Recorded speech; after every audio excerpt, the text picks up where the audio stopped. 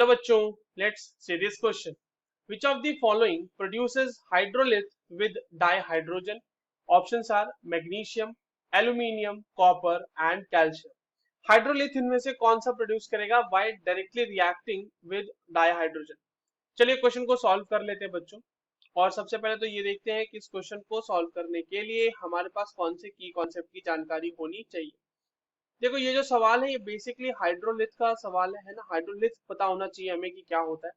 देखिए, हाइड्रोलिथ जो है ना बच्चों, हम वैसे कंपाउंड को कहेंगे या फिर जो हमारे पास हाइड्राइड है उनमें से वैसे हाइड्राइड को कहेंगे जहां से हम हाइड्रोजन निकाल सके, हाइड्रोजन बना सके जिससे हम.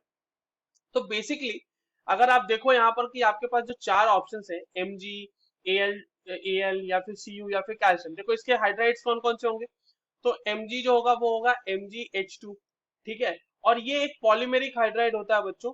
ये इस तरह से एग्जिस्ट करता है MgH2 होल N के फॉर्म में. एल्यूमिनियम हाइड्राइड जो कि AlH3 है, ये बेसिकली डायरेक्टली डाइहाइड्रोजन के साथ कंबाइन होके नहीं बनता. ठीक है. AlH3 इस तरह से बन गया. कॉपर के साथ देखिए, कॉपर जो है वो इंटरस्टिशियल हाइड्राइड बनाएगा और उससे आप डायरेक्टली हाइड्रोजन नहीं निकाल सकते. और एक है हमारा CaH2 कैल्शियम हाइड्राइड. ये जो है एक आयोनिक हाइड्राइड है और यही हमारा हाइड्रोजन के प्रोडक्शन में यूज किया जा सकता है. और कैल्शियम डायरेक्टली हाइड्रोजन के साथ कंबाइन करके बना भी देता है CaH2. तो calcium reacts with H2 to form CaH2.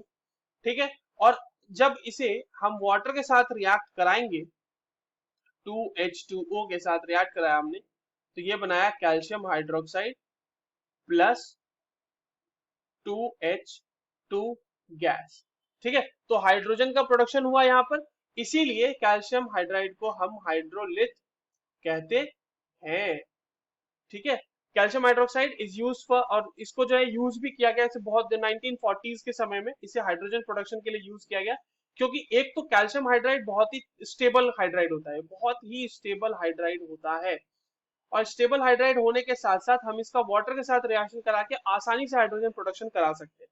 जबकि MgH2 के साथ और AlH3 के साथ ऐसा हमें देखने को नहीं मिलेगा. और कॉपर जो है वो इंटरस्टिशियल हाइड्राइड थोड़ा बहुत बनाता है जहां से आप डायरेक्टली इस तरह से हाइड्रोजन का प्रोडक्शन नहीं कर सकते. So the correct answer is option D. I hope you understood this well. All the very best.